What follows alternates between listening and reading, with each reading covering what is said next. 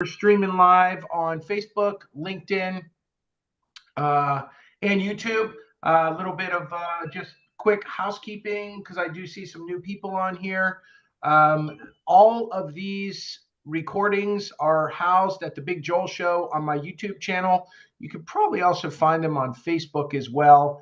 They're all made into audio podcasts if you want to listen to them or if you want to hear it again, or if you want to listen to older ones. They're all dated and they're all there for you to see them. So welcome, welcome. Oh, we got Patty Bittard, special guest today, special guest. Welcome, welcome. This is going to be the last Big Joel call for 2023, and what a year it's been. I was thinking about doing the highlights and the lowlights, but does anybody have any highlights of this year? Just kidding. There hasn't been that many highlights. This has been a survival year, but amazingly, there are a lot of people, some of who are on this call right now, who are still having and have had phenomenal years this year. So not all hope is lost. And all of those people, there's Jen, and all of those people have one thing in common, and that is none of them basically whined about the market. They just put their head down and they just did the work. And amazingly, by putting their head down and doing the work, they managed to keep their volume up. Maybe it's not exactly as it was in 2022, but there's a bunch of people that I'm dealing with one-on-one that are pretty close to where they were, or maybe they're only down 5 or 10%, which is pretty incredible because I think as a market, if we have leaders on the call right now, and I know we have some leaders on the call, I think probably your people are down somewhere on average. Patty, you can nod at me because you're the closest leader with lots of LOs that I can see, along with Laz. 40%, 50% down. Is that about right? Laz, same. 40, 50. I'm just picking two people that I know have lots of loan officers that roll to them. So, to only be 5% down is pretty awesome. To be 10% down is pretty awesome. But the good news is that I don't know how you all feel about it, but I am very bullish on 2024 for a lot of reasons. The first reason is obviously we have a lot of pent-up demand for people that want to buy houses. Even these talking heads that all of our potential buyers and potential consumers hear all the time on I want to say TV. It's not even on TV, on the web, on social media, someplace saying, yeah, don't buy. Now's not a good time to buy. You should rent. You should never buy. Things like that. Buying's a bad investment. Those people have quieted down a little bit because anybody that took any type of statistics or economics in school realizes the old supply and demand thing, and it's pretty easy math. When a whole lot of people want something, it costs more, period. So to sit around and think that the prices are going to drop drastically, and I know in some markets prices have dropped a little bit, but to think that that's going to be the case if the interest rates tick back down even further than they've ticked right now, I think that is some bad logic people are using right now to think that they're going to be able to steal a house. Someone needs to mute, please. I don't know whether that's Justin or someone needs to just mute, or Josh, maybe we mute them all if you don't mind. To think that the housing prices are going to come down when 20 people want the same house. I don't know about you all, but that's pretty bad thinking. And that's not logical thinking, and it doesn't really work that way. We know that we're going to still have an inventory issue in 2024, 2025. We know that. We also pretty much know now that the rates are going to ease up a little bit. The other thing that we know factually is that our clients that we are talking to, our potential clients that we're talking to, they are now used to seeing their payments related to the interest rates that we currently have. They are used to seeing those payments that way. You all have also gotten a lot craftier. It was funny when I was talking about 2-1 buy downs about a year ago. People were sort of looking at me like, what do you mean? And I said, man, that's all we wrote when I started was 2-1 buy downs. It's really a great program. And if you understand how to structure it, you could really get people into houses at a very affordable payment. to get going. So, as you all have been craftier and learned more and worked harder with your agent partners, more opportunities have arisen. So, number one, there's pent up demand. Number two, there's just a lot less of you and a lot less of agents, which is awesome, because those of you that are standing right now and those agents that are still in the business, well, there's more business for all of you. And I think there's a lot of loan officers that are already, excuse me, it's not artificial, that's the wrong word. They are literally feeling this with the amount of save deals or save transactions that they're getting their hands on, either from their current agent partners or from new agent partners that they've never heard of. Wave at me right now if you have your camera on and you've gotten a transaction in the last week from an agent that you don't know, or you've gotten it, it's to you and you don't know either of the agents on the transaction. Or maybe you know them a little bit. There's one hand. There should be lots of hands right now. That is going on everywhere. Loan officers are just ball dropping, or they're just dropping in general, gone. So again, we are in a flight to quality. So number two, there's less of us. There's way less of us.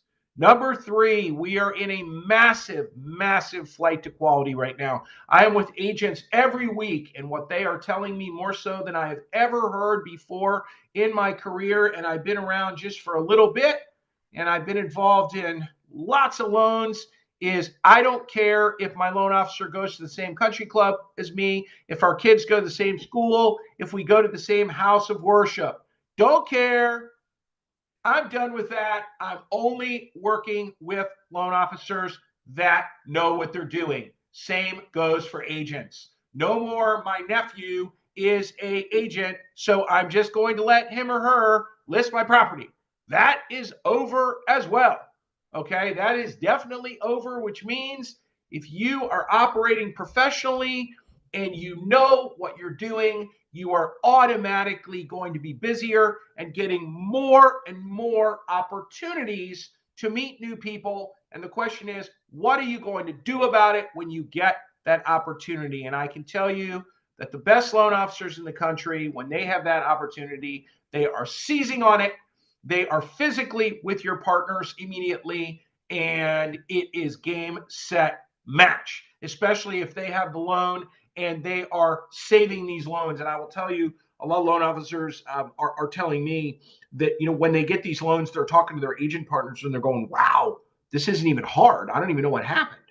Okay, well, again, you've heard me talking about this for months. What's happened is the loan officers do not know what they're doing, and they're handing in files that are going to underwriting and getting completely, bombed in underwriting because there's no one in between to do their job for them. Basically, literally, there's no one in between to do their job, and these files are blowing up only because the loan officer did not know what they're doing. They never knew what they were doing. They were used to handing in a name and number or maybe a couple of documents and hoping that an LOA put the file together correctly for them and got it underwritten and approved. For most of you, I'm sure when you look around your office right now, there's not 10 LOAs standing around anymore. You pretty much need to know what you're doing when you hand that file in. So again, that's positive for us on this call. That's a lot of opportunities for us with a lot of loan officers that don't know what they're doing.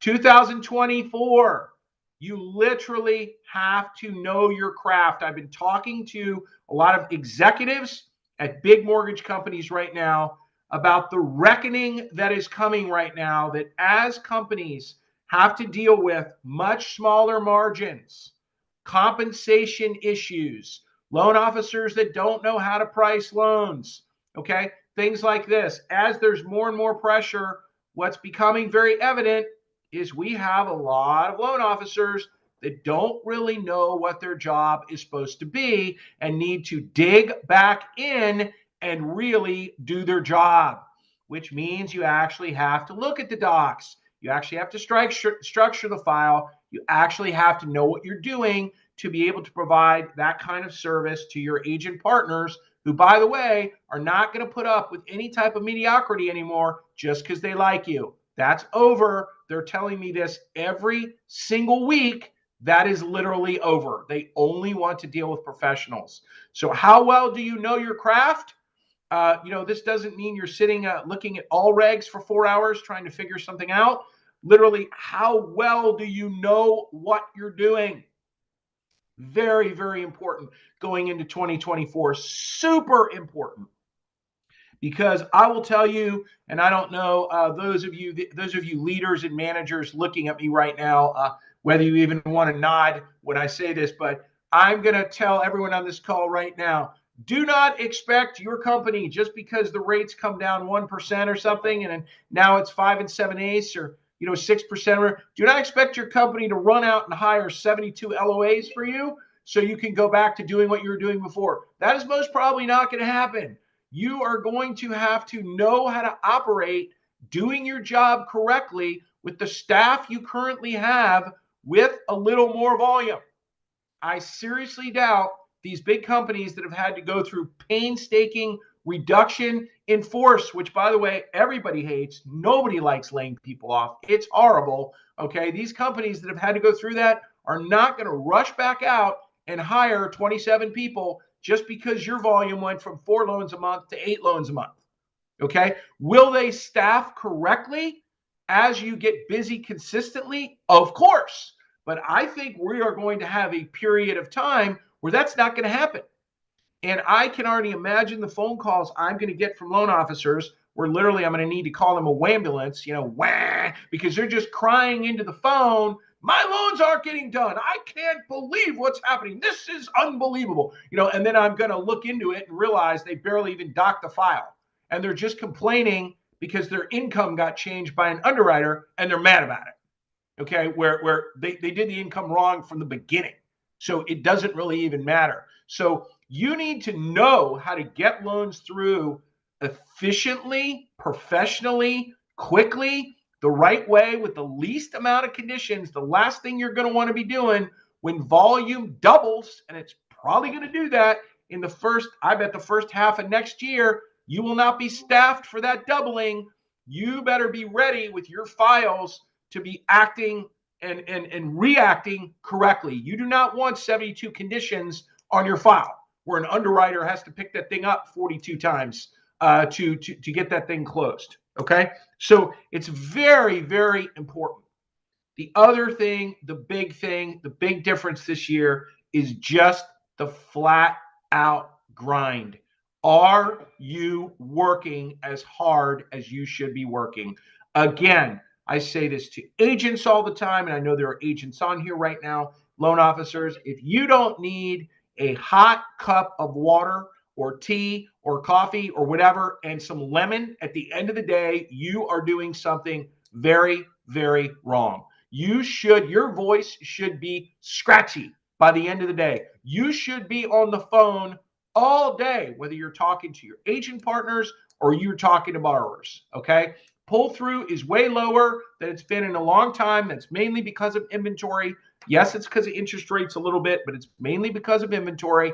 Pull through is low. What I mean by that is good pull through for me is maybe 30%. So just to give you an overall, if you're pulling credit on 100 people and say 15 of them are can't do's, meaning they have their credit score is too low or they're still saving money or something like that, there's 85 left. Take 30% of 85.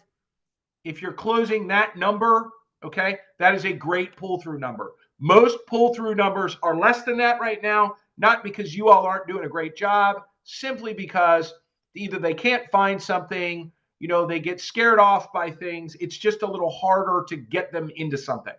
Okay, now,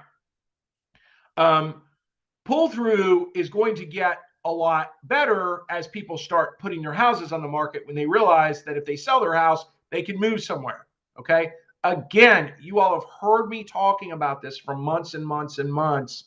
Pencil selling is another big difference between the loan officers knocking the cover off the ball right now and the people that have mediocre volume this year or half decent volume.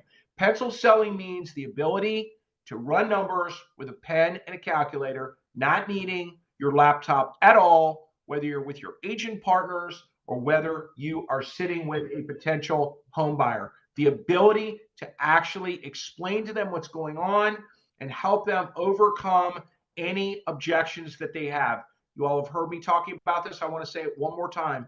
The number one thing that brokers tell me, brokers, real estate brokers, this is the broker owner, not necessarily the person selling real estate. This would be the owner, okay? The Keller Williams would be an OP, all right? The owner, okay?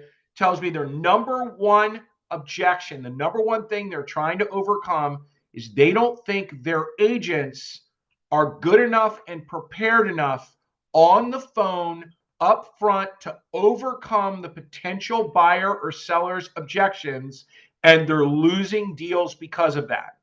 Okay. The best loan officers in the country are on the phone with these people within 10 seconds. No, the agent is not having a 10 or 15-minute conversation anymore with those clients. They are bouncing them to the loan officer immediately, which means the loan officer is doing more work, hard work, and a lot of work. And that's okay. All right. It's totally fine. You should not be complaining because you're busy. You should be thankful that you're busy, because there's lots of loan officers that have nothing to do, that are sitting around watching SpongeBob. So you should not be bitching because you had to talk to someone for an hour going through their numbers. Just be glad you had that person on the phone, because you have them and not somebody else. Okay. So the grind and your positive attitude is just massive right now. It's massive, huge, huge. All right. Agents have not had a great year, the same way a lot of you all have not had a great year. I think a couple months ago, there was at least 50,000 agents, a little more, had already turned in their licenses. And as we go into E&O renewal, and a lot of these companies where they pay their fees for the year, depending on where they are, this is right now when the agents are dropping like flies. Okay. They're just dropping out. Not the good ones, not the ones doing a bunch of business, but the other ones that can barely hang on are dropping out. Same with loan officers. Again, this is creating a huge opportunity for those of you that are working right now. And when I say the word working, I mean working, as in you are out there on the street. When is the last time you have physically seen your best referral partners? I would sit and make a list right now. When is the last time? What have you done? Are you just sitting on the phone all day? Again, does your chair look like an imprint of your butt cheeks? If it does, that's a problem. Okay, that should not be going on. You should be up and you should be out. Okay, this is the easiest time of the year to be up and out. Jen Guile is staring daggers at me right now because she's mad at me because of how up and out she's been. But you have got to be up and out. Okay, literally nothing good is happening in your office right now. Get out of there. Get in front of people. As Tom Hopkins used to say, that one of the first real estate trainers forever, STP, see the people. He was one of the original Big Daddy real estate trainers. And I went when I was a rookie loan officer, and I'll never forget him saying, STP, see the people. There is nothing good going on in your office. Get out of there. Okay. And what a great time of the year, Jen. What a great time of the year to be doing this. It's so easy to get a hold of people and to be quote unquote festive. No problem. Very, very, very, very easy. So, most of you, I see some new faces, but most of you are on this call very consistently and have been. Actually, I started this call in April of 2020, in the middle of COVID. I started it because of COVID, because everyone was at home. So we're coming up on 4 years of this call. And those of you that are on these calls all the time, I know you all are doing loans. I mean, I know all of you all are doing loans, which is awesome. And the fact that you share 20 minutes or 25 minutes of your day every couple of weeks with me, I just want to sincerely thank you for that.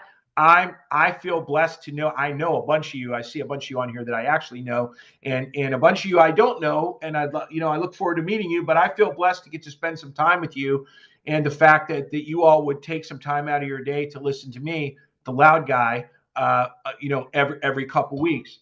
But I want you to hear me. I've been doing this for a long time. I am with agents almost every day.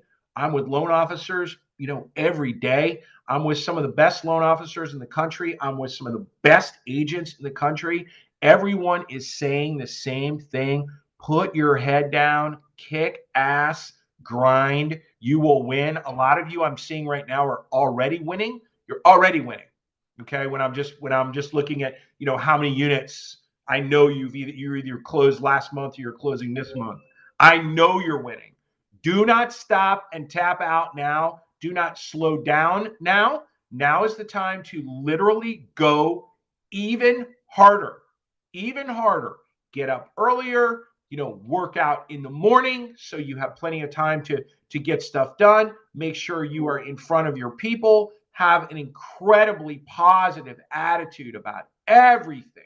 I mean, literally, if you catch yourself beginning to whine about anything, look in the mirror and tell yourself, I am in the best business in the world. I have one of the greatest careers in the world. I can get paid a lot of money and work from home and be anywhere I want as long as I have my phone. Okay, literally, this and selling, mortgages, real estate. I think it's two of the best careers there are. You have no reason to be whining. Just remember, everyone, I talked about this about 4 months ago. You want to give yourself some realism. Take your W-2 for 18, 19, 20, 21, 22, and 23 and divide that by, I think it's 6. I think 18, 19, 20, 21, 22, 23. Divide it by 6. That's your income, people. Your income is not what you did in 2021 where you were standing on the corner with a sign around your neck that said refi here. Okay? That is not reality. That's reality. Add those 6 years together and divide it, okay, by the months or by the years, whatever. That's your income. That's the reality of this. And by the way, that's still probably awesome for most of you on here. But if you are still whining and complaining because you only made X this year and that X is half of what you made last year, get over it, put your head down, and work harder. Period. Okay? But 2021 was an aberration that I don't know if will ever happen again. So don't be comparing anything to that. You're just going to make yourself completely crazy.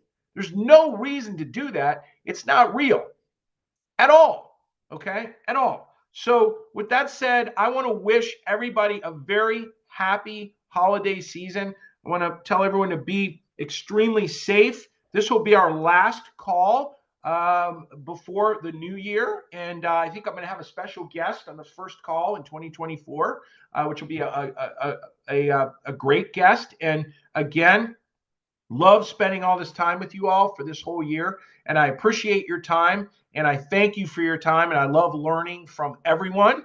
I just want everyone to have a great holiday season. But remember, don't stop working. Put your head down. Do not check out. Everyone, happy holidays. We'll see you.